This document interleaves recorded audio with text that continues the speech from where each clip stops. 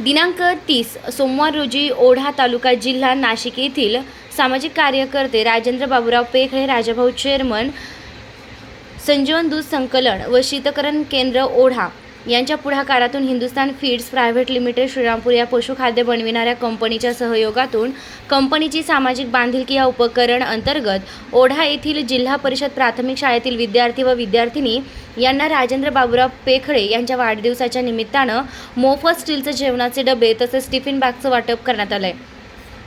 यावेळी Hindustan feeds private limited कंपनीचे area manager Yogesh Thorat साहेब व गणेश गुळवे साहेब यांनी कंपनीच्या या उपक्रमात मागचा उद्देश सांगताना सांगितलं की विद्यार्थ्यांच्या घरातील जेवणाची गोडी लागावी तसेच त्यांना दिलेल्या स्वच्छ डब्यातून जेवण घेऊन येता यावं व स्वावलंबनाची सवय लागून मुलांचं आरोग्य चांगलं राहावं व जंक फूडपासून सुटका व्हावी, या मुलांची शरीर यष्टी व मानसिकता चांगली राहण्यासाठी अभ्यासावर लक्ष केंद्रित करण्याकरता घरातील सकस आहाराची मुलांना गरज आहे। हे कंपनीनं ओळखून मुलांना घरातील जेवणाचा डबा पालकांनी दररोज द्यावा या उद्देशानं कंपनीनं वाढदिवसाच्या निमित्तानं हा उपक्रम राबविला आहे। यावेळी सत्कारमूर्ती राजाभाऊ पेखळे, ओढा गावचे पोलीस पाटील गजानन भोर, तंटामुक्ती अध्यक्ष बबनरावजी कंक,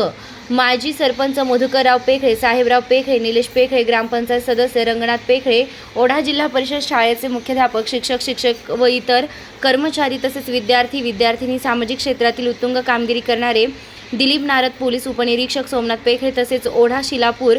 लाखलगाव, लाल पाटोळी येथील प्रतिष्ठित नागरिक तसेच राजाभाऊ पेखळे यांचे पिताश्री बाबूराव पेखळे व मित्रपरिवार तसेच Hindustan seeds private limited Shrirampur कंपनीचे एरिया